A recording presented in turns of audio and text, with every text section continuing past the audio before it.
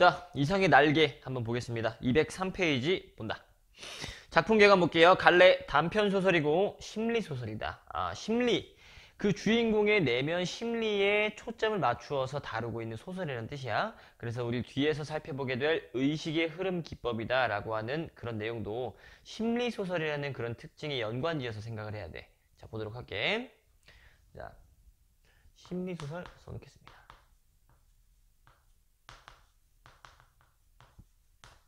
자, 넘어가서 성격은 상징적이다. 다음에 심리적이다. 당연히 심리적이겠지? 심리소설이니까. 다음에 옆에다가 상징적이다 라고 하는 것도 하나 써줄게요. 상징적인 소재가 등장하거나 뭐 그러겠지? 자, 넘어갑니다. 주제, 자아가 분열된 삶 속에서 정체성을 회복하려는 욕구다. 같이 읽었니? 자, 일단 자아가 분열된 삶이 나온다는 거야. 좋은 거야, 안 좋은 거야? 안 좋은 거지? 그리고 그 속에서 뭐를 회복하려는? 자, 정체성을 회복하려는 욕구.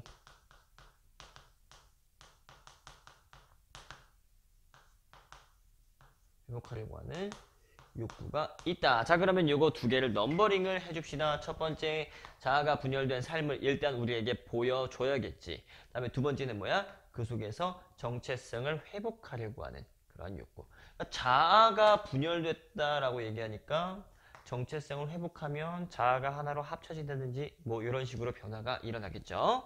자, 넘어간다. 자, 특징 볼게. 특징 첫 번째, 상징적 소재를 사용해서 주제의식을 부각한다. 상징적이라고 하는 특징에서 우리 같이 잡고 넘어간다. 상징적인 소재 사용해서 주제의식을 부각했다는 거 확인하고 내려갑니다. 대조적인 공간을 제시했다. 써볼게요.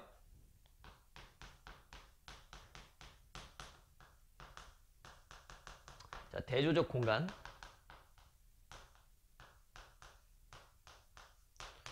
대조적 공간을 제시해서 인물 간의 관계와 처지를 나타낸다 라고 하는 거 나왔고, 다음에 의식의 흐름 기법 나왔지?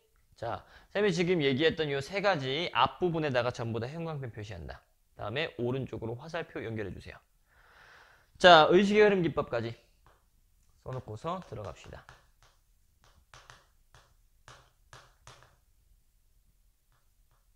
흐름 기법. 자, 넘어가도록 할게. 이 세 가지를 우리 눈여겨서 볼 겁니다. 자, 그래서 인물의 심리를 제시하고 내용을 전개한다. 너무 당연한 얘기지. 자, 밑으로 내려가서 흰색 텍스트 읽어보겠어. 날개는 1936년 조광에 발표된 전형적인 심리주의 소설이다. 자, 볼게요. 중심인물 나. 나가 등장한다. 몇 인칭 무슨 시점? 1인칭 어쩌면 주인공 시점이죠. 왜? 중심인물이라고 하잖아. 그치? 1인칭 주인공 시점. 자, 나는요 어떤 사람이다? 나 동그라미 치고 정의 잡아줍니다. 박제가 되어버린 천재. 그렇대. 원래 좀 머리가 비상한 사람이었나 봐. 그런데 박제가 되었다라고 얘기했는데, 박제가 뭐니 얘들아? 박제. 동물을 잡아놓고서 원래 그 모습, 살아있을 때의 모습을 유지하게끔 이렇게 그 어떤 약품 처리도 하고 이렇게 만들어 놓은 거 얘기하는 거지. 실제로는 죽어있는 동물이야. 겉으로 보기에는 살아있는 것처럼 보이지만. 자, 그러니까 박제가 되어버린 천재다. 즉 주인공이라고 할 수 있는 이 나가 겉으로는 살아있는 것처럼 보이지만 실제로는 죽은 거죠. 왜 그럴까? 한번 추측해보자. 자아가 분열된 삶을 살고 있잖아. 그러니까 실제로 그 속은 죽어있는 거라고 볼 수 있는 거지. 그러면 정체성을 회복하고자 하는 욕구는 뭐인 거야? 죽어있는 삶에서 벗어나서 살아있는 자기 자신의 자아를 실현하는 그러한 삶을 살고자 하는 욕구를 드러낸다고 볼 수 있겠죠. 자, 계속 읽어볼게. 자, 그러한 천재로, 자, 아내가 버는 돈으로 아내 동그라미 칩니다. 그 돈으로 사는, 자, 무능력한 존재 1번 넘버링하고, 다음 일제강점기 니은자 묶어주면서 무기력한 지식인 2번 넘버링 해줍니다. 자, 천재라고 얘기했어. 그리고 지식인이라는 단어가 나왔다. 그럼 무슨 얘기야? 공부를 좀 많이 한 사람이라는 거지.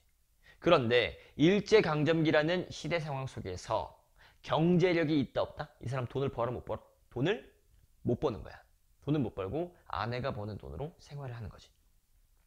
자, 계속 가보겠습니다. 그러나 자, 현실을 극복하고 싶은 본질적인 자아를 가진 나, 요게 3번이다. 넘버링 3번 해주세요.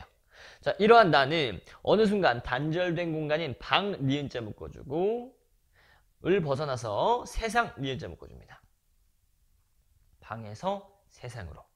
나아가 정오의 사이렌을 들으면서 날개가 돋기를 희망한다. 자, 날개에 동그라미 쳐주고 작품의 제목이지. 혹시 그렇다면 상징적인 소재가 아닐까요? 그럴 수 있겠네. 자, 다음에 정오의 사이렌도 동그라미 하나 쳐주고 넘어가도록 하겠습니다. 자, 의식의 흐름 기법과 다양한 상징적 요소를 통해 자, 1번, 2번 넘버링 해주면서 통해 화살표 오른쪽으로 자, 현대인의 분열된 자의식을 보여주고 있대. 아, 그렇구나. 그러니까 우리가 아까 주제라고 잡아놨었던 자아가 분열된 삶이라고 하는 것은 이 작품 속의 주인공뿐만이 아니라 현대를 살아가고 있는 이 현대인들 역시도 이러한 삶을 살고 있는 경우가 많다라는 거야, 그지? 그게 바로 작품의 주제가 되겠네요. 자, 그래서 그 분열된 자아의식을 보여주고 있는 이 작품은 지식인으로서 할 수 있는 일이 아무것도 없었던 그러한 일제강점기 현실이 반영되어 있다고 볼 수가 있대요. 오히려 지식인이 아니야, 내가 아는 게 없어, 그러면 차라리 일제강점기에 몸은 힘들지언정 마음은 덜 힘들었을 수도 있다고. 그런데 내가 배운 게 많고요, 시대 상황을 정확하게 읽을 수 있어. 그러면 내가 뭘 해야 하는지, 앞으로 우리나라가 어떻게 되어 갈 것인지 이런 부분에 대해서 다 보는 안목이 있을 거 아니야. 근데 내가 할 수 있는 건 아무것도 없어. 그럼 마음이 얼마나 괴롭겠어, 그지? 그렇기 때문에 이 지식인의 무력함, 이러한 정서들이 드러나 있을 수 있겠죠. 자, 여기까지 살펴봤다. 그리고 나서 그 밑으로 바로 내려갑니다. 녹색 박스 한번 볼 거예요. 자, 의식의 흐름 기법 나왔다. 의식의 흐름 기법 정의 잡아줍니다. 동그라미 치고 물결 무늬. 작중 인물의 사상과 감정이 자유롭게 흘러가는 대로 서술하는 것. 즉, 의식. 그 인물 누구겠니? 주인공이겠죠. 주인공의 의식이 흘러가는 대로 서술을 하는 겁니다. 주인공의 시선이 닿는 대로, 생각을 하는 대로, 뭐 이런 것들. 자, 그런데 이 기법은 내적 독백하고 구분이 된대요. 내적 독백에 X 하나만 쳐주고 뒤로 가서 정의 잡는 자, 정의 잡는 다. 자, 내적 독백 동그라미. 등장인물의 마음속 생각을 드러내는 데 사용되는 기법이다. 자, 어떤 거 얘기하나 볼게요. 의식적이고 논리적인 생각을 표현한다. 자, 그러면 볼게. 1번, 2번 넘버링하고 넘어가 보세요. 자, 지금 의식의 흐름 기법 요 지우고 간다. 자, 의식의 흐름 기법하고 내적 독백을 비교하고 있으니까 이렇게 범주화를 해줄 수 있겠네. 근데 방금 내적 독백의 특징이 몇 가지 나왔냐면 2개가 나왔어. 뭐였냐? 첫 번째, 의식적이고 논리적인 생각을 표현하는 거. 다음, 논리적인 생각을 표현한다. 그러면 우리는 당연히 이쪽에 빈칸을 채워줄 수 있겠지. 자, 의식적이지 않은 생각도 나올 수 있다는 거야. 무의식적인 생각, 그지? 다음에 논리적이지 않은 생각도 나올 수 있다. 이렇게 한번 생각을 해보고 그 생각이 맞는지 확인을 해봅시다. 자, 이에 반해 계속 읽어본다. 의식의 흐름 기법은 사고와 의식은 끊임없이 움직이는 것이기 때문에 화살표 오른쪽으로. 작가의 직접적인 언급이나 해설이 포함될 수 없는 것 1번. 다음, 무의식적인 사고 2번. 자, 맞네요. 무의식적인 사고. 밑에다 써줄게. 비논리적인 내용이 나올 수도 있다는 거. 실제로 나왔을 때 우리가 두 눈으로 그 근거를 확인하면 이거 지워줄 수 있겠지? 자, 여기까지 봤습니다. 다음에 나의 외출이 갖는 의미. 자, 우리 윗부분에 살펴봤는데 주인공인 나가 처음에는 집 안에만 있다가 점차 밖으로, 세상 밖으로 외출을 한다는 내용을 우리가 확인했어. 자, 그게 어떤 의미를 가지고 있나 한번 볼게요. 자, 여기에 상징적이라고 얘기했는데 이 상징적인 소재가 바로 주인공의 외출이 되는 거라고 살펴보겠습니다. 자, 나의 주된 활동 공간은 방이다. 방 니은자 묶어줘. 이 방을 자 33번지 18가구 가운데 7번째 방이고요. 한 칸을 둘로 나눴대. 방이 한 칸 이렇게 있는데 이걸 이렇게 둘로 나눴어요.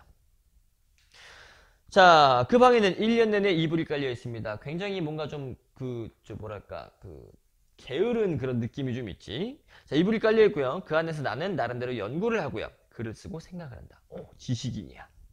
자, 이러한 나가 방을 벗어나서 5번의 외출을 한다라고 했어요. 자, 확인해 보세요. 첫 번째, 집, 거리, 집. 코앞에 갔다 돌아온 거지. 두 번째, 집, 거리, 경성역, 다시 집이야. 좀 멀리 갔네요. 다음에는 경성역, 티룸, 그리고 집이고. 그 다음에는 이제 방향이 바뀝니다. 집, 거리 가서 산으로, 그리고 벤치로, 다시 집으로. 다음에는 백화점 옥상으로 가게 됩니다. 자, 여기서 백화점 옥상에다가만 니은자 하나 묶어준다. 이게 지금 중요한 장소이기 때문에 우리 작품에서 만나볼 수가 있단 말이지. 자, 읽어보겠습니다. 이처럼 나는 외출 횟수가 많아짐에 따라서 활동 공간이 넓어진다. 자, 물결무늬 잡아준다. 비교 혹은 비례. 왜? 횟수가 많아질수록 공간이 넓어진다. 비례 관계죠. 자, 빛도 들어오지 않는 방에서 마음대로 활보할 수 있는 거리로 외출하는 것은 폐쇄된 공간에서 개방된 공간으로 이동한 거래. 그런데 이게 바로 무의식의 공간에서 의식의 공간으로 진출하여 사회성을 획득한다. 자, 사회성 동그라미 보겠습니다. 여기다가 쓰도록 할게. 방에서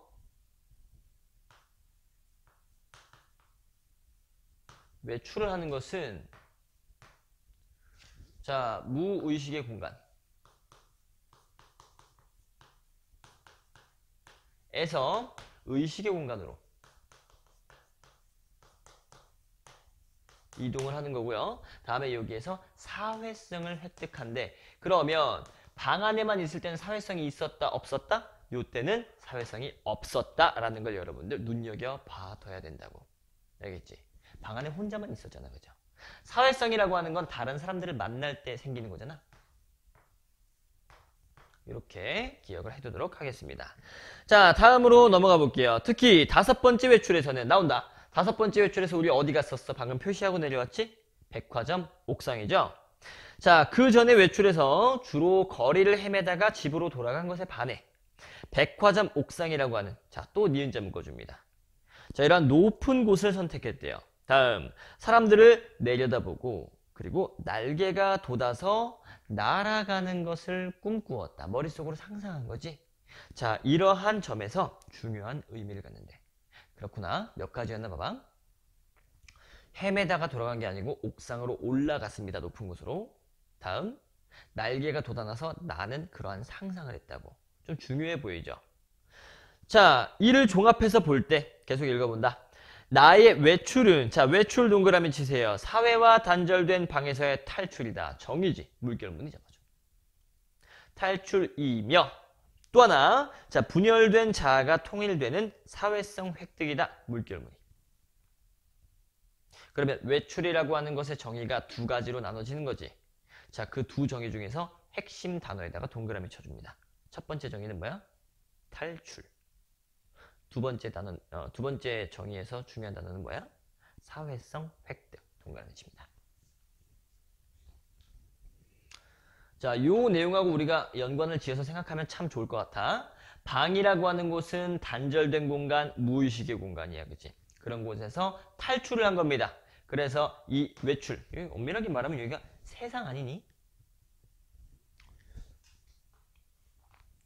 여기를 세상 이렇게 써놓고 여기다가 외출 이렇게 쓰면 괜찮겠지? 자, 이렇게 외출을 해서 뭐를 획득하게 된다? 이게 중요한 거야. 사회성을 획득하게 된다라고 하는 거 기억을 해두자. 자, 그러면 여기까지 봤으니까 우리 한 페이지 넘겨서 작품을 조금 신속하게 봅시다. 이 작품이 좀 길기 때문에 빠르게 한번 읽어내려 볼게요. 자, 봅니다. 전략. 그 33번지라는 것이 흡사 유곽이라는 느낌이 없지 않다. 자, 유곽이라고 하는 거 밑에 뭐라고 써있습니까? 많은 창녀를 두고 매음 영업을 하는 집. 대충 여러분들 어떤 이미지인지 상상을 할 수 있을 거야. 그러한 느낌이 없지 않다라고 얘기했는데 사실 알고 보면 정황적인 근거가 유곽이 맞다라고 하는 쪽으로 굉장히 근거들이 몇 개 더 있어요. 자, 한 번지에 18가구가 쭉 맞대고 늘어서서 창호가 똑같고 아궁이가 똑같다. 게다가 각 가구에는 사람들이 송이송이 꽃과 같이 젊대요. 그러기가 쉽지가 않지. 다 젊은이밖에 없어요. 다음, 해가 들지 않아요. 해가 드는 것을 그들이 모른 채 하는 까닭이다. 왜? 밤에 일하니까 낮에는 자야 되거든. 자, 턱살 밑에다가 철줄을 매고요. 얼룩진 이부자리를 널어서 말린다 라고 하는 핑계로 미닫이에 해가 드는 것을 막아버린대. 그러니까 방문 앞에다가 이불을 널어서 말리는 거야. 그러면 해가 안 들어오겠죠. 자, 침침한 방 안에서 낮잠들을 잔다. 그들은 밤에는 잠을 자지 않나? 알 수가 없대요. 자, 나는 밤이나 낮이나 잠만 자느라고 그런 것은 알 길이 없다. 무의식의 공간에서 잠만 자고 있구나. 33번지 18가구의 낮은 참 조용하다. 오케이. 그러니까 지금 어때? 뭐라고 얘기를 할 수 있을까요? 지금 이 작가가 표현하고자 했던 것이 뭐냐면 이 작품 속의 주인공의 심리를 드러내고자 하는 거야. 지금 당장 보면 의식의 흐름 기법 뭔 말인지 알겠지? 주인공의 의식의 흐름을 그대로 따라가면서 서술하고 있단 말이야. 한번 내려가 볼게요. 자, 조용한 것은 낮뿐이다. 그러면 밤에는 시끄러워진다는 얘기죠? 어둑어둑하면 그들은 이부자리를 걷어들인다. 전등불이 켜진 뒤에는 훨씬 화려하다라고 얘기했어요. 저물도록, 날이 저물도록 미닫이 여닫는 소리가 작다. 이렇게 문을, 이게 미닫이죠. 이게 옆으로 하는 게 미닫이, 이쪽으로 하는 게 구분이 안 가네. 자, 보겠습니다. 자, 바빠진다. 여러 가지 냄새가 나기 시작한다. 비웃 굽는 내, 탕고 돌았네, 뜸을 내, 비누네. 오, 그렇구나. 그러니까 무슨 화장품 냄새, 그 다음에 무슨 뭐 음식 냄새, 그 다음에 비누 냄새, 뭐 이런 것들이 나나봐요. 자, 넘어갑니다. 그러나 이런 것들보다도 그들의 문패가 제일로 고개를 끄덕이게 한대요. 문패. 자, 보자.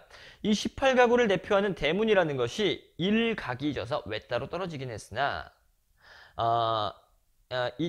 이때요. 그러나 그것은 한 번도 다친 일이 없는 대문이나 마찬가지래요. 한 길, 넓은 길이나 마찬가지. 대문이라고 합니다. 왜 그럴까요?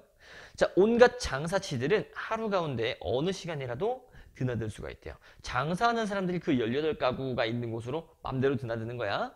자, 이네들이 누구 얘기하는 거 동그라미 쳐줍니다. 그 18가구에 사는 사람들은 문간에서 두부를 사는 것이 아니라 미닫이만 열고서 방에서 산대요. 그러니까 이 사람들이 계속해서 두부 같은 것을 사는 그런 사람들이라는 거지. 그러니까 장사하는 사람들이 제 집 드나들듯이 와가지고 두부를 팔고 가고요. 자, 이렇게 생긴 33번지 대문에 그들 18가구의 문패를 몰아다 붙이는 것은 의미가 없다. 그들은 어느 사이엔가 각 미닫이 위에다가 자기 그 방문 앞에다가 자, 백인당, 길상당 이런 식으로 문패를 붙이는 풍속을 가져버렸다라고 얘기합니다. 그럼 대충 이렇게 상상할 수가 있겠지? 여기에 이렇게 대문이 사실 있는 거야. 이런 식으로. 여기에 이렇게 집이 있는 겁니다. 여기가 누구네 집, 누구네 집, 누구네 집 이렇게 있는 건데, 자, 이 문은 항상 열려 있다고. 문패도 여기에 붙어 있다고. 이렇게 집 앞에. 그래서 장사하는 사람들이 여기까지 들어와요. 들어와서 그 문 하나 드르륵 열어가지고 두부를 팔고 가고 뭐 이런 식인 거야. 굉장히 특이하죠. 계속 한번 내려가 보겠습니다.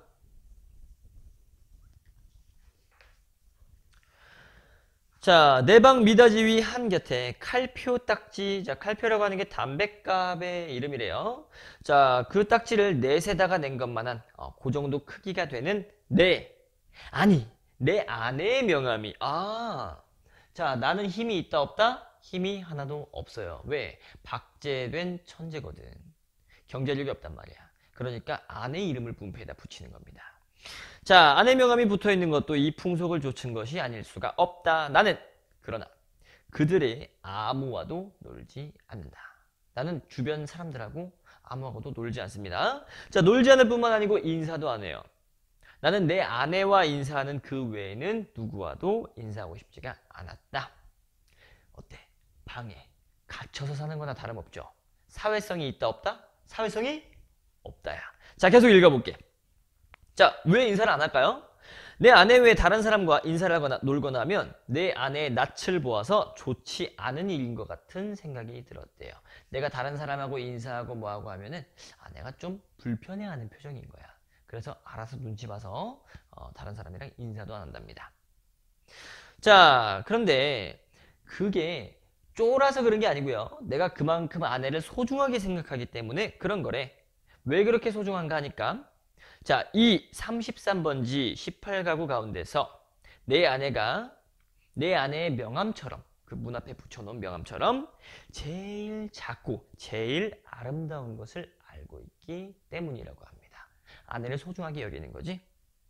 자, 18가구에 각기 별러든 송이송이 꽃들 가운데서도 내 아내는 특히 아름다운 한떨기의 꽃이다라고 비유를 하고 있어. 이 함석 지붕 밑에서 어디까지든지 찬란하였다. 따라서 그 한떨기 꽃을 지키고 다음. 아니 그 꽃에 매달려 사는 나라는 존재. 그죠? 아내가 벌어오는 돈으로 살고 있으니까. 그런 존재가 도무지 형언할 수 없는 거북살스러운 존재가 아닐 수 없었던 것은 물론이다. 나같이 이렇게 힘도 없고 돈도 못 벌고 뭐 그런 사람이 이렇게 화려하고 아름다운 아내를 지키면서 산다고? 뭔가 좀 이상하죠? 그렇기 때문에 스스로도 자기 자신이 좀 거북살스러워. 내가 도대체 어떤 역할을 하고 있는 거지? 이런 거에 대한 의문을 갖고 있는 모습이었다. 자, 그러면 204페이지 문제 한번 풀어본다. 1번 볼게요. 서술상 특징. 자, 1번 독자와 서술자의 거리가 가깝다. 가깝지. 왜? 독자는 서술자의 의식의 흐름을 따라서 가고 있잖아. 그러니까 그 사람의 마음속을 들여다보는 것과 같아요. 심리적인 거리가 가까운 거지. 2번 고백하는 듯한 어조다 라고 얘기하는데 속마음을 고백하는 거. 심리적 그러한 심리소설의 특징을 갖고 있는 거지. 3번 서술자가 자신의 이야기 들려주죠. 4번 내면 심리를 중점으로 자 1, 2, 3, 4선지가 전부 다 뭐다? 심리소설, 심리적인 서술 방식이라는 것에 초점을 맞추고 있다고. 자 5번 볼게요. 다른 인물을 관찰하며. 이건 그럴 수 있다 쳐. 다른 인물 관찰하고 있잖아. 그지? 자 객관적 태도로 사건을 서술한다고 했는데 절대로 그럴 수가 없죠. 왜? 서술자가 1인칭이잖아. 그러면 아무리 조금이라도 자기 자신의 주관이 반영이 된단 말이야. 그치? 이 작품에서도 보면 자기 주관에 따라서 서술하고 있는 모습을 확인할 수가 있습니다. 자, 2번 넘어갈게. 기억에 대한 설명 봅시다. 기억. 33번이죠. 자, 선생님이 아까도 얘기했지만 여기 사실은 유곽이 맞습니다. 정황상. 그러니까 술 팔고 막 이런 곳이야. 그래서 뭐 유곽이라고 본다면 적절하지 않은 거 확인해 볼게요. 자, 해가 잘 들지 않는다. 왜? 밤에 일을 하니까 낮에는 어두워야 되는 거야. 자야 되니까요. 그치? 2번 구조가 유곽이라는 느낌이 들게 한다. 맞고요. 3번 자 모두가 친근하다라고 얘기했는데 적어도 나는 친근하지 않죠. 그렇기 때문에 3번은 근거가 없습니다. 4번 낮에는 조용하지만 밤이 되면 화려해진다. 맞고요. 5번 대문은 항상 열려있죠. 그래서 미닫이 위에 문패를 붙여놨다. 그게 말하자면 문의 역할을 더 이상 하지 않는 겁니다. 항상 열려있으니까. 자 넘어갑니다. 정답은 3번이지. 3번 볼게요. 위글에 드러난 나의 생각 다음과 같이 나타내 봅시다. 자, 내 아내를 소중하게 생각한다. 그 이유가 뭐 때문이다? 바로 옆에 보면 나와있죠. 자 요 옆에 보면 여기 소중히 생각한 까닭은이라고 있어. 그 옆에 왼쪽으로 화살표 연결해준다. 그러면 이유가 보이지? 왜 때문이다? 33번지 18가구 가운데서 누가? 내 아내가 가장 작고 아름다운 것을 알기 때문이다. 이게 답입니다. 써놓고 다음 페이지로 넘어가자. 자, 나는 어디까지든지 부터 읽어보겠습니다. 내 방이 집이 아니에요. 집은 없어요. 내 방이 마음에 들었다. 방 안의 기온은 내 체온을 위해서 쾌적했고요. 침침한 정도가 또한 마음에 들었어. 나는 내 방 이상의 서늘하거나 따뜻한 방 다 필요 없어요. 지금 방이 너무 좋은 거야. 됐니? 자, 그래서 쭉 읽어 내려갑니다. 이런 방을 위해서 태어난 것만 같아서 너무 즐거웠대요. 자, 즐거웠다에 밑줄 하나 쳐줍니다. 정말 무의식의 공간인 거지. 야, 의식이 있으면은 그런 방에서 그렇게 하루 종일 잠만 자면서 사는데 즐거워할 수 있겠니? 힘들겠죠. 정신적으로. 근데 지금 너무 즐거워하고 있어. 자, 내려갑니다. 자, 그러나 이것은 행복이나 불행을 계산하는 게 아니었대요. 말하자면 나는 내가 행복하다고도 또는 불행하다고도 생각할 필요가 없었다는 거예요. 그럼 어떻게 산다? 그저 펀둥펀둥 게으르고만 있으면 만사는 그만이었다. 왜? 돈은 누가 벌어와? 아내가 벌어와요. 거기서 일을 할 거 아니야, 그치? 다음에 나는 어떻게? 놀고만 있으면 돼. 그러니까 게으르게 살고 있는 거지. 자, 내 몸과 마음에 옷처럼 잘 맞는 방 속에서 뒹굴면서 축 처져 있는 것은 행복이니 불행이니 이런 세속적인 계산을 떠난 가장 편리하고 안일한, 말하자면 절대적인 상태다. 자, 동그라미 쳐줍니다. 절대적인 상태. 자, 그 상태는 어떤 상태다? 사회성이 있다 없다? 사회성이 없다. 다음에 부지런하다 게으르다? 게으르다. 알겠지? 자, 이러한 상태를 뭐라고 얘기했다? 절대적인 상태다 라는 말로 표현했다는 거. 자, 기억을 해둡니다. 내려갈게요. 어쨌든 나는 이런 상태가 좋았대. 자, 이 절대적인 방은 대문에서부터 7번째 칸에 있어. 럭키 세븐의 뜻이래요. 오, 영어도 알고 있네. 지식인, 지식인. 자, 나는 이 7이라는 숫자를 훈장처럼 사랑했대. 그래서 이런 이 방이 가운데 장지로 말미암아서 2칸으로 나뉘어 있었다. 확인해볼까? 보자. 아까 전에 선생님이 이렇게 그렸어. 여기 대문이 있고요. 문이 이렇게 열리는 거야. 다음에 여기에 각각 몇 칸?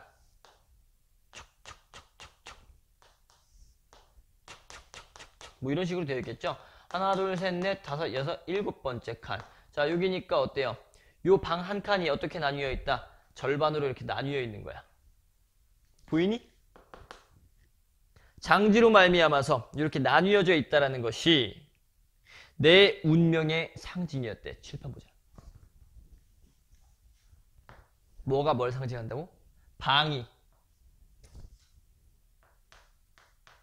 뭘 상징하고 있는 거 같니? 확인해 보자. 자, 방이 둘로 나뉘어 있다. 자, 칠판에서 지금 뭐가 또 둘로 나뉘어 있대? 확인해 봐. 자아가 분열되어 있다. 알겠니? 그래서 자기 자신의 자아가 정신적으로 분열되어 있는 그러한 상태를 둘로 나뉘어진 이 방이라고 하는 상징적인 소재로 표현한 겁니다. 이걸 기억해둬야 된다. 자, 넘어갈게요.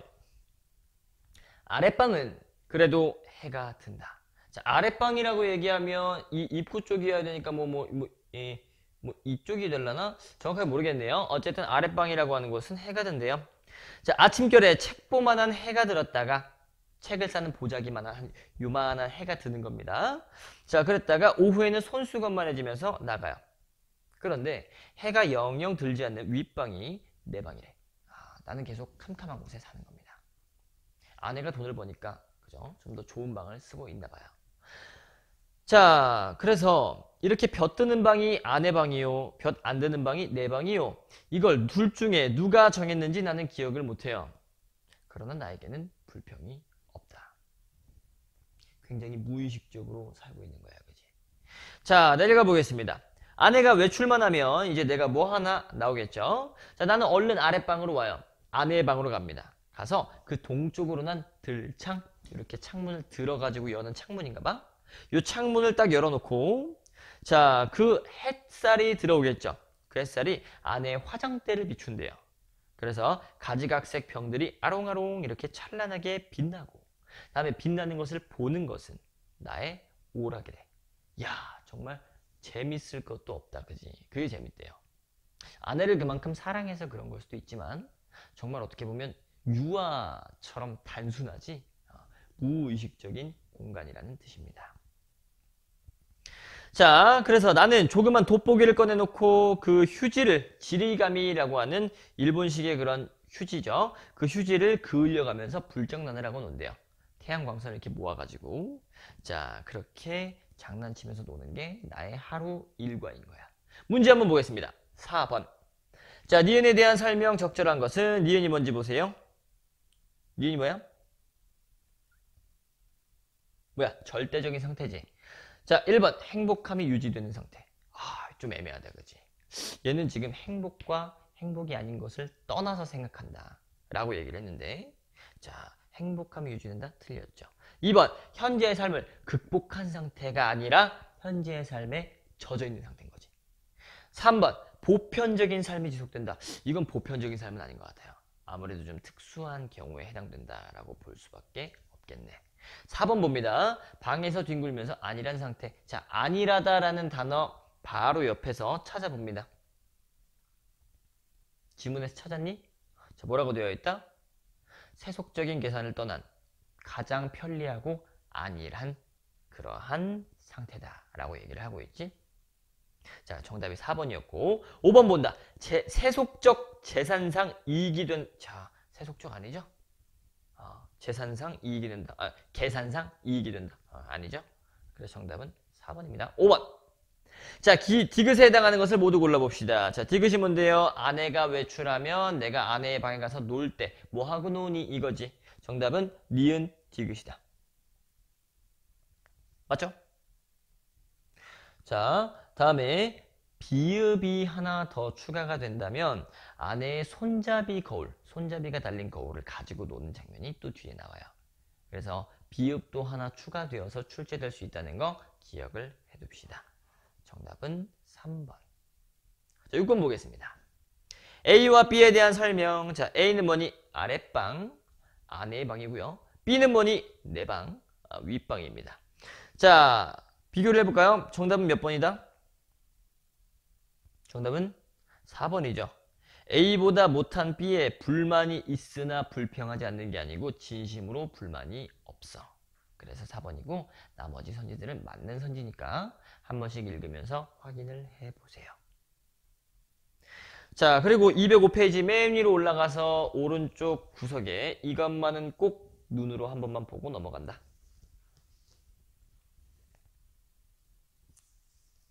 지금 읽어보세요. 자, 읽으면서 거기 화살표 밑에 자, 무기력한 삶 동그라미. 다음 외부와 단절 동그라미. 이게 나의 방입니다.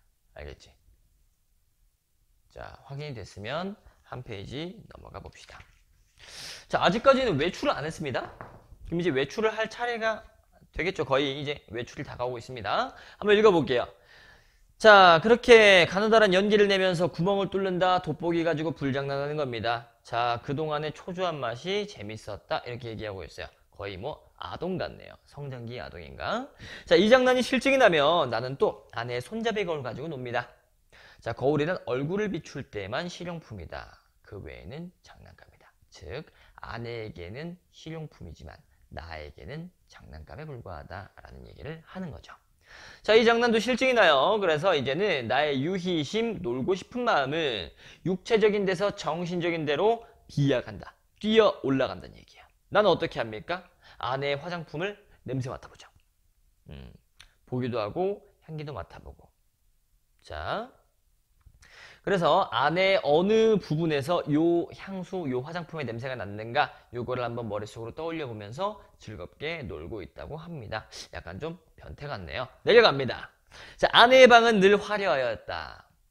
내 방이 벽에 못한 게 없다면 아내의 방은 벽을 둘러가면서 못이 박혀 있고 거기에 아내의 옷들이 잔뜩 걸려 있는 거야. 그래서 나는 그 옷들을 보면서 아내가 옷을 입고 있을 때 그 동체, 몸체를 상상하면서 또 점잖지 못한 마음을 먹는데요. 약간 좀 점점 계속 변태 같네요. 자, 그렇건만 나에게는 옷이 없었습니다. 아내는 나에게 옷을 안 줬어요. 돈을 버는 게 아내기 때문에 옷을 사줄 법도 한데 그러지 않고요. 까만 색깔 코르덴 양복, 골덴이라고 부르는 소재인데 원래 영어로는 코듀로이라고 해야 돼요. 근데 그 소재로 된 옷 하나. 다음에 그 옷이 내 자리옷, 잠잘 때 입는 옷, 다음에 통상복, 다음에 나들이 옷을 겸한 거래요. 얘는 정말로 한 벌의 옷을 가지고 계속 입고 있는 거지. 자, 그래서 왜 그런가 하고 생각을 해봤더니 아마 빨래를 안 해도 때탄 게 잘 안 보일 수 있도록 까만 색깔로 사준 게 아닌가. 이런 생각도 한번 해보고 합니다. 나의 추측인 거지. 자, 그래서 옷이 한 벌밖에 없는데도 불구하고 나는 이렇게 고무줄이 3개 들어가 있는 일본식의 속옷을 입고서 즐겁게 잘 놀았다고 합니다. 보면 볼수록 유아 혹은 아동 같은 모습을 지울 수가 없죠. 성인임에도 불구하고. 자, 넘어가도록 하겠습니다. 어느덧 손수건만 해줬던 볕이 나갔다. 해가 진 거지. 자, 그런데 아내는 외출해서 돌아오지를 않아. 자, 나는 요만 이래도 요만한 일 아내 방에 가서 놀았잖아, 그치? 소꿉장난하고. 자, 요거에도 피곤하기도 하고요. 또 아내가 돌아오기 전에 내 방으로 가 있어야 돼. 아내가 좀 기분이 나빠할 수도 있으니까. 그래서 그러한 것을 생각하고 그만 내 방으로 건너간다. 건너갔더니 내 방은 침침해요. 아내의 방하고 나의 방이 대조가 되고 있지. 느껴지니? 자, 나는 이불을 뒤집어 쓰고 낮잠을 잡니다. 한 번도 거둔 일이 없는 내 이부자리는 내 몸뚱이의 일부분처럼 반갑대. 잠은 잘 오기도 하지만 때로는 잠이 안 올 때도 있겠지? 자, 그럴 때 어떻게 한다? 아무 제목으로나 제목을 골라서 연구합니다. 오, 뭐 지식이냐, 그지? 뭐 안 써있네요. 지식이냐, 연구도 하고요. 다음에 논문도 많이 쓰고요. 다음에 시도 많이 적었대요. 오. 그러나 그것들은 내가 잠이 드는 것과 동시에 다 흩어져 버리겠지. 쓰는 게 아니잖아, 그죠? 그래서 온데간데가 없다. 그래서 한잠 자고 깬 나는 속이 무명 껍질이나 헝겊이나 메밀 껍질로 띵띵 찬 한 덩어리 베개와도 같았다고 합니다. 그렇게 스스로를 느끼고 있네요. 자, 문제 풀고 넘어가겠습니다. 206페이지 볼게. 자, 7번 본다. 위 글의 내용과 일치하지 않는 것은 봅니다. 1번, 나는 아내가 외출하면 아내의 방에서 놀죠. 2번, 자, 나의 방에 비해서 아내의 방은 옷도 막 걸려있고 화장품도 있고 햇빛도 들어온다. 굉장히 화려하다고 볼 수 있죠. 3번, 아내에 비해서 나는 옷이 하나밖에 없네요. 4번, 자, 나는 아내의 방에서 놀다가 지치면 그곳에서 낮잠을 자는 것이 아니라 아내가 돌아오기 전에 나는 다시 내 방으로 돌아가야 되니까 돌아가서 잠깐 자는 거지. 자, 정답은 4번이었고 5번 보겠습니다. 나는 아내의 화장품 그리고 옷에서 채취 냄새와 그리고 모습을 연상하고 있었죠. 자, 다음 문제로 넘어간다. 8번. 자, 기억을 가지고 하는 행동. 기억이 뭔데? 화장품이지. 맞니? 화장품 병들입니다. 이걸 가지고 무슨 행동을 하니? 자, 아내를 계속 떠올리려고 노력을 하지. 1번부터 보겠습니다. 아내의 직업에 대한 의구심을 표현한다. 내 아내가 도대체 무슨 일을 하는 거지? 이런 느낌이 아닌 거야. 그냥 아내의 모습을 떠올리면서 좋아하는 것 뿐입니다. 자, 2번 본다. 다가가고 싶은 나의 내면을 보여준다. 오, 이거는 동의할 수 있겠어. 맞지? 아내의 모습을 상상하니까. 3번. 무능력한 가장으로서의 미안함. 아니, 얘는 굉장히 순수한 친구예요. 뇌가 깨끗한 친구야. 그래서 미안해하고 있지는 않습니다. 4번 볼게요. 아내의 채취를 통해 이거 맞는데 무기력한 삶을 반성한다? 아니, 지금 무기력하게 사는데 반성하지 않고 그냥 만족하고 있는 것 같아요. 별 생각 없습니다. 자, 5번 본다. 아내와의 관계 변화에 대한 희망. 그러니까 아내와 지금처럼 지내는 것이 아니라 좀 더 나은 관계로 발전하고 싶다. 뭐 이러한 어떤 희망을 갖고 있는 내용이 있었습니까? 그런 내용은 없었다요. 정답은 2번이다. 자, 9번 보겠습니다. 니은이 가지는 의미. 니은이 뭔데? 낮잠이죠. 낮잠이 가지는 의미. 몇 번일까? 쭉 내려가 봅니다. 5번입니다. 일상적인 현실로부터의 단절. 이렇게 볼 수 있습니다. 1번은 절대로 답이 안 된다. 아내로부터 도피하고 싶어 하지는 않아요. 오히려 아내에게 가까이 다가가고 싶어 한다라고 보는 게 자연스럽지. 아내의 향수병, 뭐 화장품병, 요거 냄새 맡고 옷도 한번 보고 하면서 아내를 계속 떠올리고 있잖아. 그치? 자, 정답은 5번이었습니다. 2, 3, 4번은 다 말이 안 된다는 거 여러분들이 알기 때문에 넘어갈게요. 자, 207페이지를 보겠습니다. 자, 봅니다. 그러기에 나는 빈대가 무엇보다도 싫었다. 왜? 빈대라는 게 뭔데요? 사람의 피를 빨아먹는 아주 작은 벌레 같은 거야. 왜? 이 빈대가 내 신경을 자꾸 건드린다니까? 나를 잠을 못 자게 해요. 자, 그러나 내 방에서는 겨울에도 몇 마리씩 빈대가 나왔대. 그래서 나에게 근심이 있다면 이 빈대를 미워하는 그러한 근심일 것이다. 자, 나는 빈대에게 물린 자를 막 긁어요. 긁으면서 피가 나도록 긁으면서 쾌감을 느낍니다. 약간 모기 물렸을 때 우리도 그러잖아, 그치? 자, 나는 혼곤히 잠이 든다. 거의 뭐 혼절하다시피 노곤노곤하게 잠이 든다, 이런 뜻입니다. 자, 넘어갈게요. 나는 그러나 그런 이불 속의 사색 생활, 뭔가 머리로 막 논문도 쓰고 시도 쓰고 이러한 고급스러운 사색 생활하고 있지. 자, 그런 중에서도 적극적인 것을 궁리하는 법이 없대요. 아, 그렇구나. 그럼 얘들아 여기 봐라. 방에서 소극적이네. 그지? 그러면 세상 밖으로 나가면 어떻게 될까? 적극적이게 바뀔 수가 있다는 거지. 이렇게 잡고 내려가겠습니다. 자, 왜 그렇게 소극적이게 사는지 보니까 내게는 그럴 필요가 없었대요.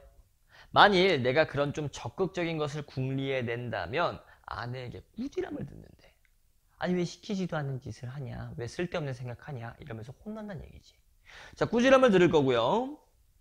자, 나는 꾸지람이 무서웠다기보다는 좀 성가셨대요. 아, 보자.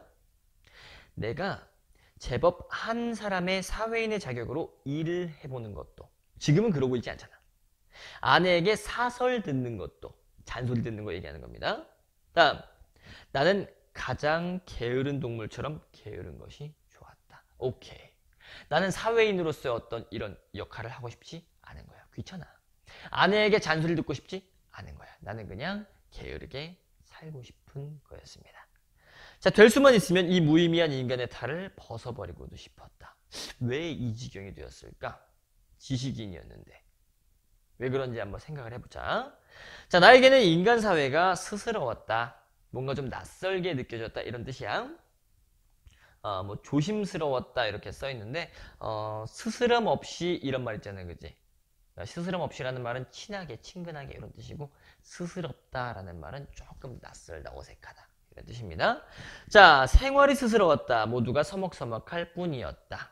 라고 하면서 계속해서 의식의 흐름 기법으로 서술을 하고 있습니다. 내려간다. 아내는 하루에 2번 세수를 해요. 아침, 저녁. 뭐 일어나서 한번, 자기 전에 한 번이겠지. 나는 하루에 한 번도 세수를 안 해요.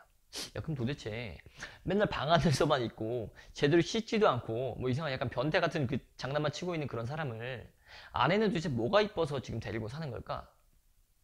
잘 모르겠어. 계속 한번 보겠습니다. 나는 밤중 3시나 4시 해서 변소에 갔다.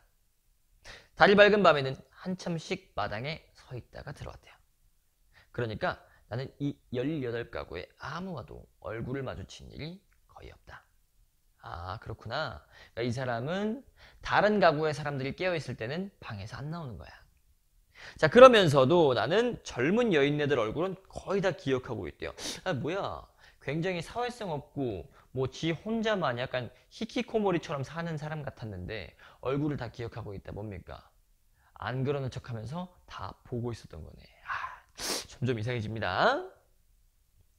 자, 그들은 하나같이 내 아내만 못하였다. 아, 콩깍지가 제대로 씌었죠. 자, 11시쯤에서 하는 아내의 첫 번 세수는 좀 간단하다. 그러나 저녁 7시쯤에서 하는 2번째 세수는 손이 많이 간다. 그렇구나. 왜? 아내는 낮에보다도 밤에 더 좋고 깨끗한 옷을 입는다. 그러니까 밤에 장사를 해야 되니까, 그지? 육아학이라고 쌤이 아까 얘기를 했었죠. 자, 그리고 낮에도 외출하고 밤에도 외출한다. 아, 좀 뭔가 좀 외출을 하는 그런 뭐 대충 뭔 느낌인지 알겠습니까? 자, 너무 내려갑니다. 자, 아내에게 직업이 있었던가? 자, 나는 궁금한 거야. 아내는 왜 계속 외출을 합니까? 왜 계속 밤에 깨끗한 옷 입고 왜 단장을 합니까? 아, 이해가 잘 안 되는 거야. 자, 나는 아내의 직업이 무엇인지 알 수가 없다. 만약 아내에게 직업이 없었다면 같이 직업이 없는 나처럼 외출할 필요가 안 생겼을 텐데. 이게 이상한 거야. 이상한 거야, 그치? 사람이 보통 뭐 예를 들어서 우리가 뭐 은행에 간다, 뭘 사러 간다 이러면 낮에 외출을 할 텐데 아내는 밤에 외출을 한다고. 궁금한 겁니다. 뭐 직업이 있긴 있는 것 같은데 뭐지? 라고 하면서 머릿속에 물음표만 있어요. 그러니까 그만큼 생각을 좀 생각이 짧다라고 해야 되나? 그런 주인공의 모습을 보여주는 겁니다. 자, 아내는 외출한다. 계속 읽어볼게요. 외출할 뿐만 아니라 내객이 많다. 찾아오는 손님이 많대요. 아내에게 내객이 많은 날은 나는 온종일 내 방에서 이불을 쓰고 누워 있어야만 한다. 일하러 가는 거겠죠, 아무래도 아내가. 근데 손님이 집에 찾아오면 방에서 이불을 쓰고 누워 있어야 한다. 즉 없는 사람인 척 해야 된다는 얘기 같아. 자, 계속 한번 볼게요. 불장난도 못한다. 화장품 냄새도 못 맡는다. 그러면 좀 속상하겠다, 그치? 그런 날은 의식적으로 우울해하였다. 실제로는 그렇게 썩 우울하지 않은데 괜히 우울한 척 하는 겁니다. 그런 날에. 그러니까 밑에 뭐라고 써 있어? 아내가 나에게 돈을 주는 이유라고 써 있죠. 그래서 그런 날에는 미안해 많이 힘들었지? 라고 하면서 아내가 돈을 준다고 합니다. 얼마? 자, 50전짜리 은화를 하나 준대요. 나는 그것이 좋았다. 자, 앞으로 돌아가서 우리 문제 한번 풀어보고 넘어오겠습니다. 10번. 자, 위글의 표현상 특징. 자, 정답 몇 번이다? 3번일 수밖에 없지. 왜? 의식의 흐름. 나왔죠? 자, 1, 2, 4, 5번은 다 틀렸습니다. 자, 5번 한번 눈여겨보고 지나간다. 공간의 상징성은 분명히 드러나 있어. 대조적 공간 어떻게? 나의 방과 그리고 아내의 방. 이렇게 공간이 대조가 되어 있죠. 나방 이렇게 쓰면 좀 이상하잖아. 자, 나의 방과 아내의 방으로 대조가 되어 있고 이거 상징적인 공간이기도 해. 왜? 아까 전에 이렇게 나뉘어 있다라고 하는 게 의식, 자아가 분열되어 있는 삶을 상징하는 거라고 말했었지. 그렇긴 하지만 그로 인해서 계속 읽어봐. 인물 간 갈등의 심화 과정을 나타낸다라고 볼 수는 없습니다. 인물 누구밖에 안 나왔는데 나하고 아내가 중심 인물이잖아. 둘이 지금 갈등합니까? 갈등 자체가 없죠. 그래서 5번 같은 사진은 답이 될 수 없는 거야. 괜히 급한 마음에 5번 골라놓고 틀렸어요 이런 얘기하면 안 된다. 자, 11번 봅니다. 디귿을 통해 알 수 있는 것은 디귿 볼게요. 자, 베개와도 같은 한 벌 신경이었을 뿐이다. 자, 몇 번이 이게? 1번이지. 베개와 같다. 나는 살아있는 사람인데 무생물인 베개와 같다라고 얘기했어요. 굉장히 무기력한 삶을 표현한 구절이다. 다음 12번. 리을에서 알 수 있는 아내와 나의 관계 어떤 관계야? 내가 아내에게 종속되어 있는, 다시 말해서 매여 있는 관계죠. 정답은 2번이다. 상보적은 상호 보완적의 줄임말이야. 알겠지? 편파적은 어느 한쪽에게 굉장히 치우쳐 있다라는 뜻입니다. 그래서 심판이 이 나라에게 편파적인 판정을 했다라고 하는 식으로 보통 사용을 한 단어지. 자, 다음에 13번 보겠습니다. 아내의 직업을 짐작하게 하는 표현이 아닌 거 몇 번? 1번입니다. 알겠죠? 아내의 직업하고 관련이 없죠. 다른 사람들을 까는 거기 때문에 차라리 뭘 짐작하게 해준다? 아내에 대한 주인공의 마음, 애정 이런 것들을 짐작하게 해주는 게 A가 되겠지. 자, 넘어갑니다. 자, 이제 마지막 2페이지가 남았어. 슬슬 외출할 때가 됐죠. 보겠습니다. 자, 50전짜리 은화를 받는 부분까지 우리가 봤어. 계속 읽어볼게. 자, 그러나 그것을 무엇에 써야 옳을지 몰라서 늘 머리맡에다 던져둡니다. 아, 진짜 무슨 아동 같아요, 그지? 자, 근데 이게 계속 모여가지고 꽤 많아졌대. 어느 날 이것을 본 아내는 금고처럼 생긴 벙어리를 사다 준다. 저금통을 준 겁니다. 나는 거기다가 저금통을 넣고요. 그 열쇠는 아내가 가져갔어. 내 저금통인데. 자, 그리고 나서 그 후에도 나는 계속 저금을 했습니다. 그리고 얼마 뒤에 자, 아내 머리 쪽에 보지 못하던 눈깔 비녀, 머리에 꽂는 비녀 있죠? 그 비녀가 하나 돋았던 것은 바로 그 금고형 벙어리의 무게가 가벼워졌다는 증거일까? 뭔 소리입니까? 아내가 내 금고를 털어가지고 자기 비녀를 샀다라고 우리가 추측해 볼 수가 있는 거죠. 자, 그런데 주인공은 그래서 속상해 안 속상해? 하나도 안 속상합니다. 자, 계속 읽어볼게요. 그러나 나는 자, 드디어 그 벙어리에 손을 안 대게 됐습니다. 내가 게으르기 때문인 거죠. 게으름은 그런 것에 주의를 환기시키기도 싫었던 거야. 그래서 굉장히 무기력하고 아무것도 하려는 의지가 없는 그런 모습만 보여주고 있다. 자, 중력 부분 줄거리 보겠습니다. 자, 나는 은화를 넣는 게 귀찮아져서 벙어리를 버렸어. 근데 아내는 계속 돈을 줍니다. 나는 밤에 외출하는 습관이 생겼다. 드디어 외출이 시작됐어. 그지? 외출 동그라미. 그리고 집에 올 때마다 아내가 낯선 남자와 있는 것을 본다. 아까 아내의 직업이 대충 뭐일 거다 우리 추측하고 넘어왔었지. 나는 어느 날 비를 맞고 와서 감기가 들었대요. 그래서 한 달 정도 아내가 주는 약을 먹고 잠만 잡니다. 그러다가 아내가 나한테 감기약이라고 준 약이 수면제라는 것을 알게 돼. 그래서 충격을 받고 일종의 가출을 합니다. 집을 나왔어. 자, 그러다가 나는 길가의 벤치에서 그 약, 수면제를 전부 다 먹고요. 거의 하루 동안 잠에 들었다가 집으로 갑니다. 그랬더니 또 아내가 낯선 남자와 함께 있는 거야. 그러더니 나를 보더니 크게 화를 냈어요. 자, 드디어 갈등이 시작됐다. 왜 화를 냈겠어? 어디 갔다가 이제 돌아왔냐? 그지? 하루 동안이나 나갔다가 연락도 없이 하루 만에 돌아오니까 걱정도 많이 됐겠죠. 자, 넘어갑니다. 나는 별 대꾸를 못하고 다시 집을 나와요. 자, 여러 번 자동차에 치일 뻔하면서 나는 그대로 경성역을 찾아갔다. 경성역 니은자 묶어준다. 자, 빈자리와 마주 앉아서 자, 무엇으로나 입가심을 하고 싶었대요. 그러나 내 주머니에는 돈이 없죠. 아뜩했습니다. 나는 어디선가 맥없이 머뭇머뭇 하고 있으면서 얼빠진 사람처럼 있었대요. 자, 지금 세상 밖으로 나오고 있지. 세상은 어떤 공간이다? 의식의 공간이라고. 그러니까 스스로를 지금 얼빠진 사람이라고 생각하고 있지. 그지? 다음에 스스로가 커피 한 잔도 못 사 마실 만큼 돈도 없는 상태라는 걸 알고 있죠. 그러니까 지금 뭐 하고 있는 거야? 점점 의식적인 사고를 하게 되는 겁니다. 계속 볼게. 나는 거기 아무데나 주저앉아서 자라온 26해를 회고하여 보았다. 26살인 겁니다. 자, 몽롱한 기억 속에는 아무것도 나오지 않았대요. 인생 막 산 거야. 다시 키워야 되는 거죠. 자, 나는 또 자신에게 물어보았다. 너 인생에 무슨 욕심 있니? 그러나 있다고도 없다고도 그런 대답조차 하기가 싫었대. 나는 거의 나 자신의 존재를 인식하기조차도 어려웠다. 자, 허리를 굽혀서 미안해. 쌤이 지금 여기 중간에 저기 한 부분을 빼놓고 내려왔지. 그 위에 올라가면 미스코시 옥상이라고 하는 거 니은자로 묶어줘야 됩니다. 중대한 실수를 할 뻔했어. 자, 미스코시 옥상을 묶어주면서 미스코시가 뭔데요? 그게 백화점 이름입니다. 일본식의 이름인 거야. 그래서 그 백화점 옥상으로 경성역에서 위로 올라간 겁니다. 알겠지?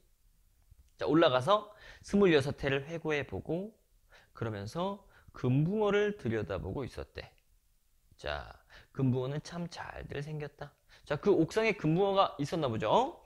작은 놈은 작은 놈대로, 큰 놈은 큰 놈대로 보기 좋았대요. 내릴 비치는 5월 햇살에 자, 금붕어들은 그릇 바탕에 그림자를 내려드렸다. 수족관을 보고 있는 것 같습니다. 자, 지느러미는 하늘하늘 손수건을 흔드는 흉내를 냈대요. 금붕어가 그렇지 헤엄칠 때. 자, 그래서 이 지느러미를 보면서 등허리가 따뜻해지도록 옥상에서 한참을 보고 있었답니다.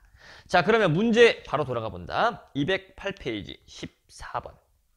자, 나에게 있어 외출이 가지는 의미. 여기 나와 있죠? 외출이 가지는 의미 뭐였어? 자, 사회성을 주고 다음에 의식적으로 생각할 수 있게 해주는 공간으로 나간다. 자, 1번 볼까요? 본래적 자아를 회복한다. 됐니? 정체성. 이 말을 뭐라고? 본래적 자라고 바꿨을 뿐이지. 자, 다음에 자폐적인 생활로부터 벗어난다. 그렇잖아. 26살짜리가 약간 자폐적인 생활하고 있잖아요. 그지? 다음에 2번 볼게. 자, 아내에게 종속된 경제적 주권은 아직 회복 못했죠. 3번 볼게요. 타인과의 교류와 연계. 아직 교류와 연계 일어나지 않았죠. 3번 볼게요. 자, 외출이 잦고 내객이 많은 아내의 행동을 재현한다. 인가 이런 얘기야. 아내 너 외출 맨날 자주 하지? 나도 질 수 없어. 나도 외출할 거야. 이러진 않았죠? 아닙니다. 다음 5번. 아내에게 나의 의식적인 우울함을 들키지 않기 위해서 노력한다? 절대 아니지. 내가 실제로는 별로 우울하지도 않은데 괜히 우울한 척하는 이유는 뭐다? 아내에게 돈을 받기 위해서 뭐 그런 것 같기도 하고요. 잘 모르겠어. 하지만 또 돈에도 별로 욕심이 없는 주인공이지. 자, 그래서 정답은 1번이었다. 확인했습니까? 다음에 15번 볼게. 기억의 기능으로 적절한 것은 기억이 어딨어? 자, 기억 확인한다. 미스코시 옥상이죠. 이 옥상이 어떤 공간이었다고? 우리 여기다 써놨습니까? 이게 아직 안 써놨네. 자, 어떤 의미를 주고 있습니까? 자, 나의 도시적인 삶을 보여준다. 아니죠. 도시적인 삶이면 커피도 사 마시고 해야 될 거 아니야.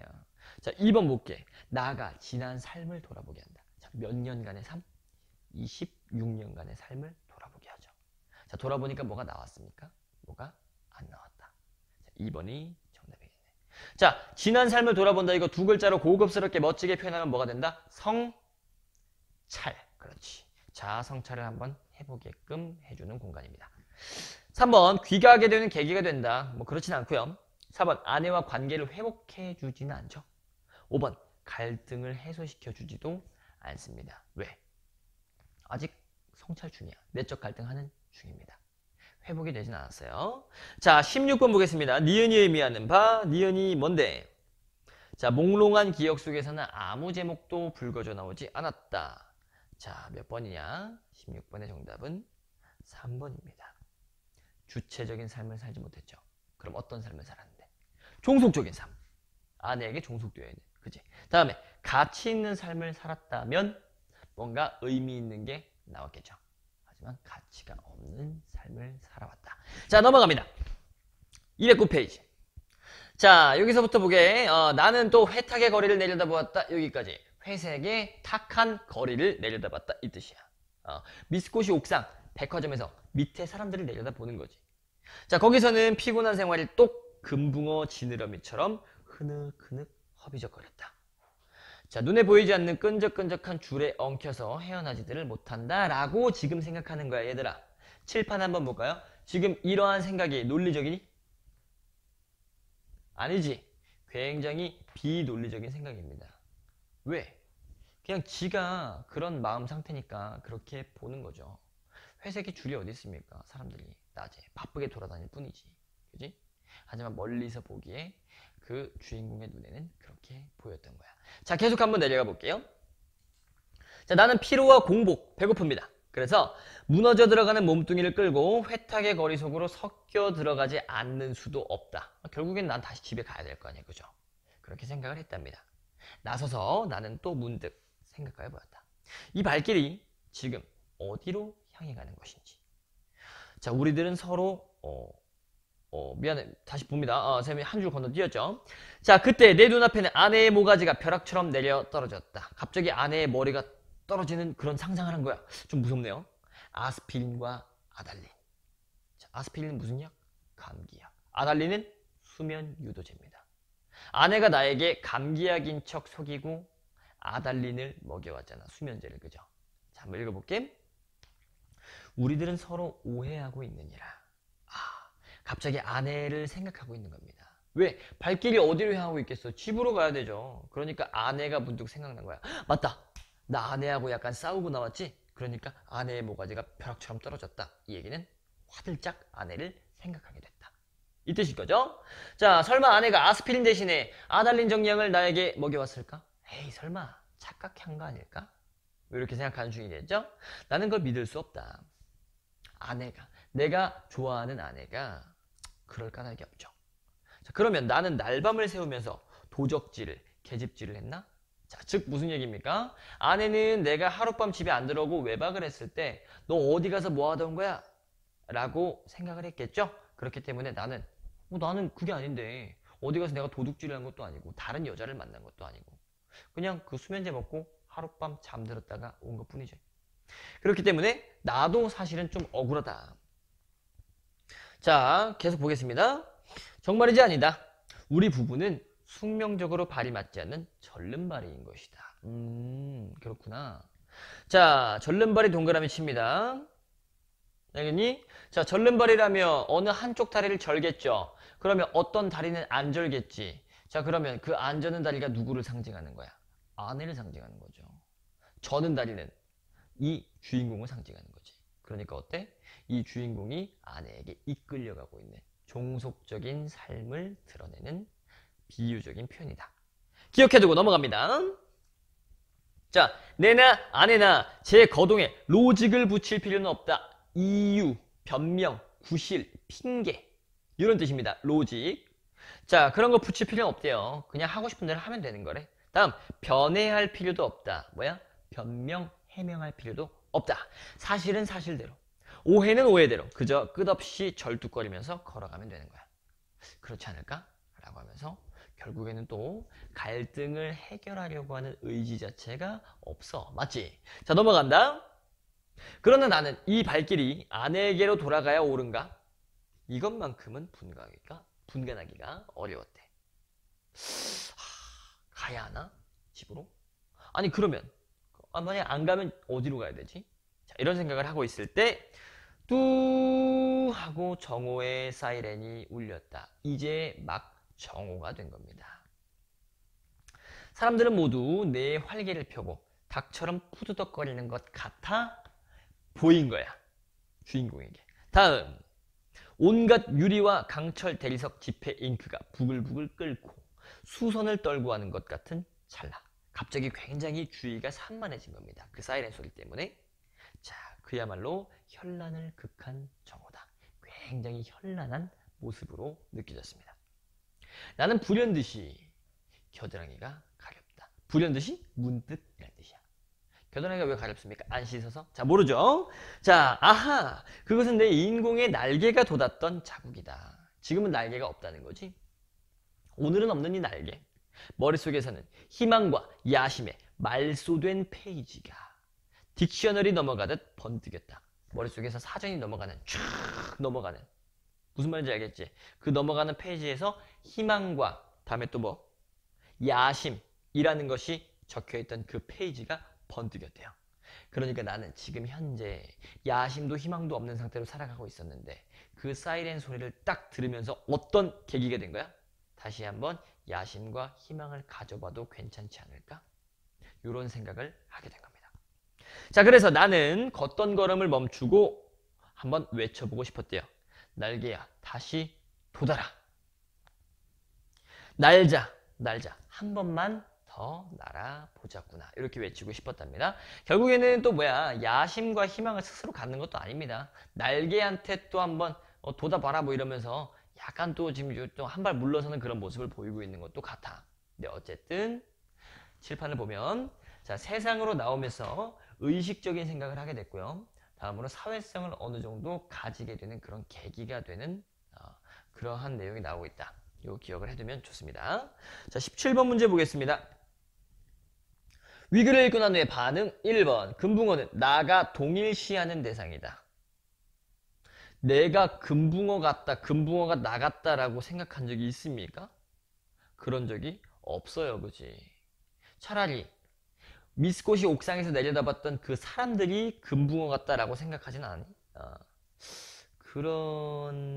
맞네요. 그 사람들을 금붕어 같다라고 얘기를 했지.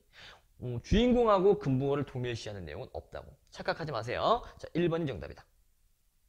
다음에 2번. 회탁의 거리. 도시인의 거리고요. 도시인들의 피곤한 생활. 왜 회색이겠어? 아스팔트가 깔려있잖아.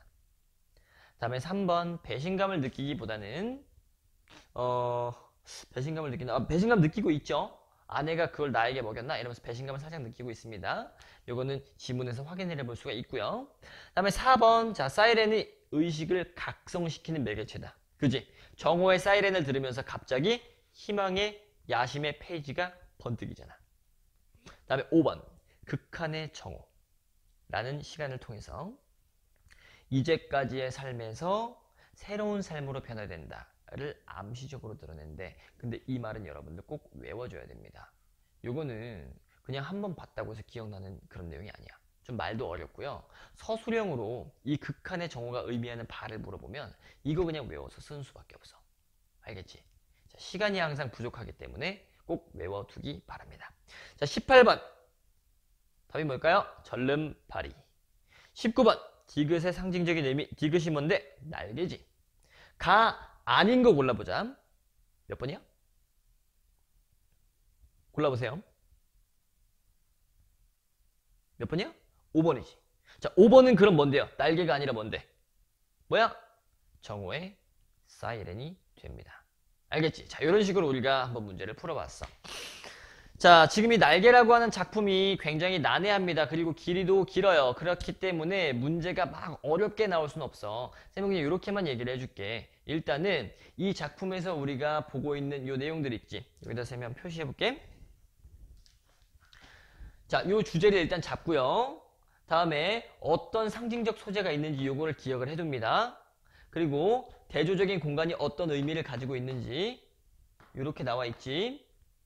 다음에 의식의 흐름 기법이 어떤 기법을 의미하는지 요거만 충분히 잡고 있고, 다음에 자, 요 내적 독백하고 의식의 흐름이 좀 다르다라는 거. 그래서 의식의 흐름에서는 무의식적인 서술, 다음에 비논리적인 서술이 나온다. 어떤 부분이 그렇게 되는지, 특히나 비논리적인 부분이 어떤 부분인지 이런 것들 한번 눈여겨봐 두고, 다음에 머릿속으로 이러한 방의 구조나 혹은 아내와 주인공의 심리를 구체적으로 떠올려 보면서 그들이 어떤 생각, 어떤 기분을 느끼고 있었을지, 아내는 왜 그런 행동을 했고 주인공은 왜 이런 행동, 이런 대응을 할 수밖에 없었는지, 이런 것들을 여러분들이 생각을 해보고 나서 자습서 그리고 평가문항집에 있는 문제만 정확하게 다 풀고 들어가자. 이렇게 하면 여러분들 내신 시험에서 괜찮은 성과를 거둘 수 있을 겁니다. 대단히 고생했습니다.